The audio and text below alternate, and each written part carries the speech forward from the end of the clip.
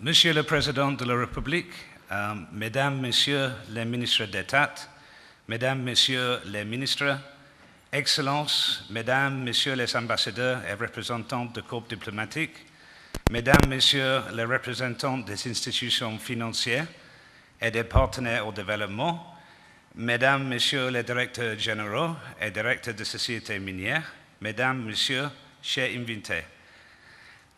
First of all, I would like to wish all participants a very warm welcome to Sim Senegal 2012, the second Senegalese International Mining Conference and Exhibition. I would also like to humbly thank the government of Senegal for having the confidence in us once again to cooperate with AIM Trade Limited in the organization of this event. It is a huge honor for myself and my team to work in your wonderful country. Senegal is a very important country for me personally and professionally. Senegal is the first African country I ever visited.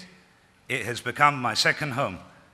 At the same time, it was the catalyst that made me start my company to promote business and investment in Africa.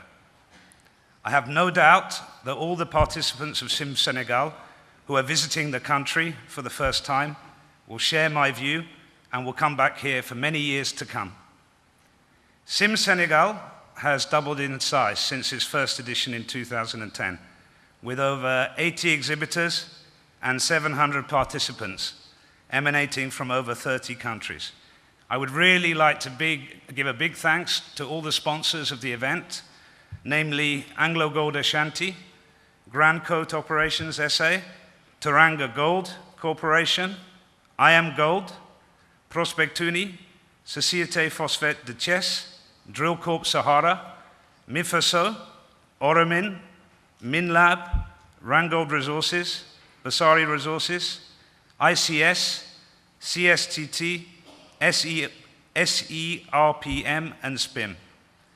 I would like to gratefully thank the President of the Republic of Senegal for taking the time out of his busy schedule to give us the honor of the organization of this event. I would like to express my sincere gratitude to the Minister of Energy and Mines and his team for their dedication and their hard work. I would like to wish all participants a very successful event, a wonderful stay in Senegal, where you will discover a country which is both African and international, where you will meet cultured, kind, and entrepreneurial people. Many thanks for your attention, and I look forward to meeting you during the event. Merci et jërëjëf.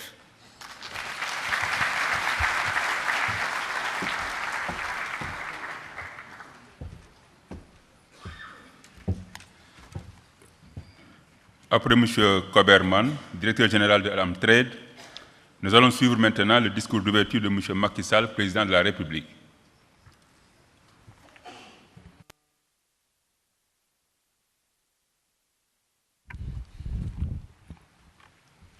Je vous remercie.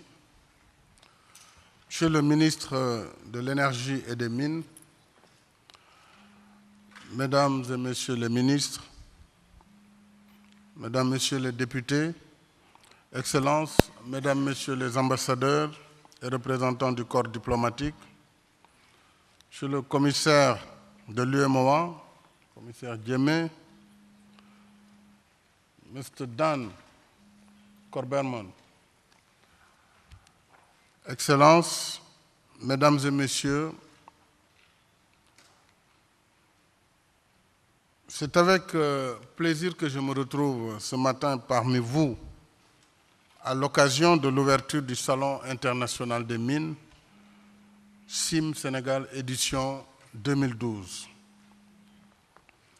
Avant d'entamer mon propos, je voudrais féliciter tous les exposants du Salon des mines. Je viens de visiter les stands qui me donnent des rappels, des souvenirs.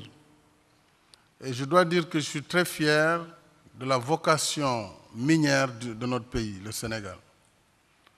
En effet, toutes les grandes compagnies minières du monde quasiment sont représentées, soit dans le domaine de l'exploration-prospection, soit dans le domaine déjà de l'exploitation-production minière. Et je tenais à féliciter, Monsieur le ministre, mais également le directeur des mines et de la géologie, M. Ousmane Sissé, mais féliciter également les sponsors et toutes les compagnies qui ont bien voulu être présentes ici à Dakar.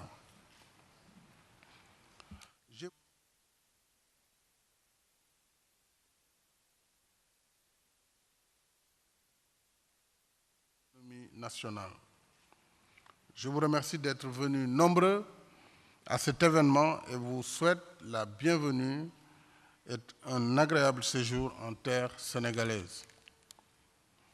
L'édition du Salon international des mines de cette année se tient à un moment particulier.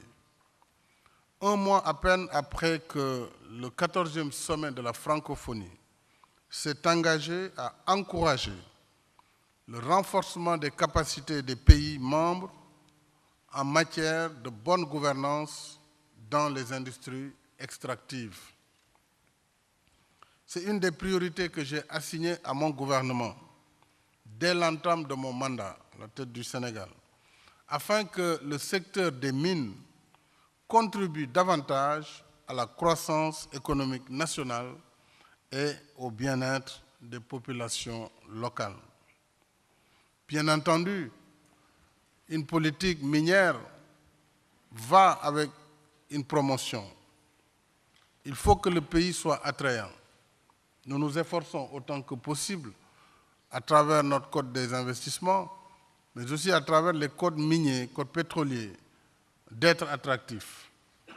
À ce niveau, je dirais tout à l'heure au commissaire de l'UEMOA, nous avons besoin d'une action communautaire globale pour que cette initiative pour la transparence dans les secteurs extractifs soit une initiative communautaire qui tienne compte des intérêts des États et des populations, mais qui préserve également les intérêts des compagnies minières elles-mêmes.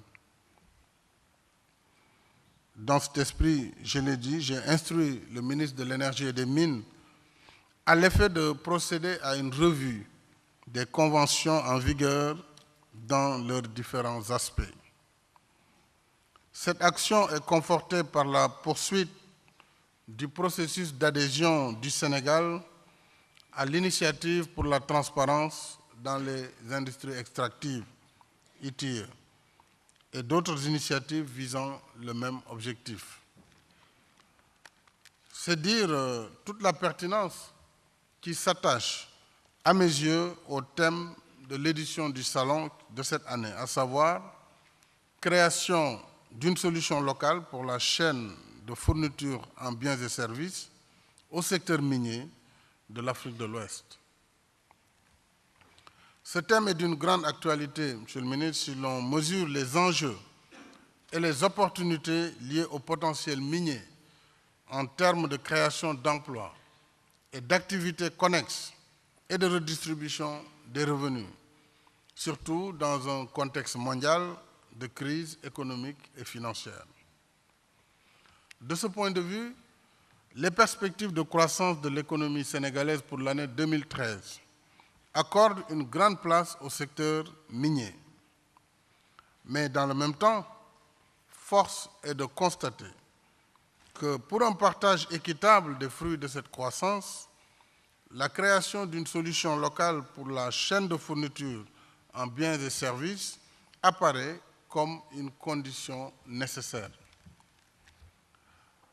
Mais nous avons des efforts à mener dans ce cadre. Bien que disposant d'un important potentiel minier, le Sénégal est encore en retard dans la sous-traitance, qui reste confronté à plusieurs contraintes, dont notamment l'insuffisance des moyens techniques et financiers. Ainsi, l'industrie minière nationale continue à ce jour d'être animée par l'activité de grandes sociétés multinationales, ce qui est souhaitable, et de leurs traditionnels partenaires, et la barrière à l'entrée est encore trop élevée pour les entrepreneurs locaux, généralement réduits au rôle de sous-traitants marginaux qui créent peu de valeur ajoutée, dans le processus de fourniture des biens et des services. Donc, Monsieur le ministre, à ce niveau, il y a des initiatives à prendre afin que ces contraintes auxquelles s'ajoute l'accès au financement, généralement orienté vers des actions déjà bien structurées, devront vous permettre d'améliorer cette situation. Dès lors, en raison de l'importance de son rôle dans l'économie et de son potentiel considérable, la sous-traitance dans le secteur minier doit faire l'objet de la plus grande attention de l'État. En restant ouvert à l'investissement privé étranger, que nous saluons et soutenons, il faut que ce message soit très clair. Ce n'est pas parce que nous défendons les intérêts nationaux que nous ne voulons pas de l'investissement direct étranger. Mais les deux doivent aller ensemble. Nous soutenons l'investissement direct étranger. Il nous faut en même temps promouvoir l'esprit de partenariat et de joint venture, devant permettre aux investisseurs privés nationaux de tirer pleinement profit des avantages de la sous-traitance dans le secteur minier. Un partenariat gagnant-gagnant. Voilà la vision qui conduit désormais notre politique en matière minière. Et dans ce sens, l'État veillera particulièrement à la mise en place de stratégies cohérentes de développement de la sous-traitance dans le secteur minier, afin de créer les conditions d'un transfert de technologie et d'une plus grande facilité d'accès au crédit. Un appui institutionnel au secteur privé national sera également apporté à travers des programmes de renforcement de capacités en vue de favoriser des partenariats avec des multinationales déjà établies qui fournissent expertise technique et garanties financières. Mesdames et messieurs, l'accès des entreprises locales au marché des biens et services du secteur minier est un élément essentiel de la croissance économique globale et surtout un puissant outil de redistribution des revenus tirés de l'exploitation des ressources minérales du pays. C'est pourquoi j'encourage les acteurs du secteur minier national à renforcer les capacités des populations locales en vue de la création d'activités socio-économiques génératrices de revenus. Quand on voit ce qui se passe aujourd'hui à Kédougou, force est de constater qu'il y a des efforts que l'État lui-même doit faire en matière de sécurisation des populations, en matière d'éducation, de santé des populations, mais il faudrait, au-delà de ces efforts régaliens, que les compagnies, avec l'État, à travers le programme social minier renforcé et redynamisé, que nous puissions également donner de la valeur ajoutée et des capacités permettant à ces populations de bénéficier de ces ressources. Le programme social minier doit donc évoluer de son volet de programme social, c'est-à-dire d'assistance sociale, vers une véritable vocation de développement économique, gage de sa pérennité. Par ailleurs, le développement des activités de sous-traitance ne peut être une fin en soi. Il n'y aura de sens et de portée réelle que s'il est accompagné d'un programme de renforcement de capacité, incluant l'adaptation de nos infrastructures de formation, le renforcement des centres et instituts de formation professionnelle et aussi l'adaptation des programmes d'enseignement supérieur aux besoins croissants de l'industrie minière. C'est pourquoi nous avons engagé la réflexion pour la création d'une école nationale supérieure des mines, de la géologie et du pétrole, dédiée à la formation de techniciens supérieurs et d'ingénieurs. C'est d'ailleurs une recommandation de l'Union africaine à travers le NEPAD, qui souhaite mettre toutes les compétences africaines au service du développement de notre continent. Mesdames et messieurs, comme vous le constaterez, les défis que soulève votre thème sont multiples. Pendant 3 jours, ce salon sera une opportunité d'échange, d'expériences et de bonnes pratiques afin d'explorer des approches innovantes en matière de sous-traitance dans le secteur minier.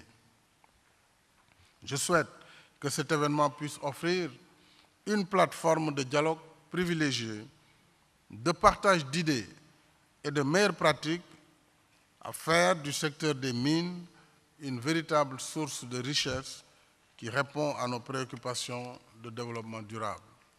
Je vous engage à mettre cet objectif au cœur de vos réflexions et je déclare à présent ouvert le Salon international des mines SIM Sénégal 2012 et vous remercie de votre aimable attention.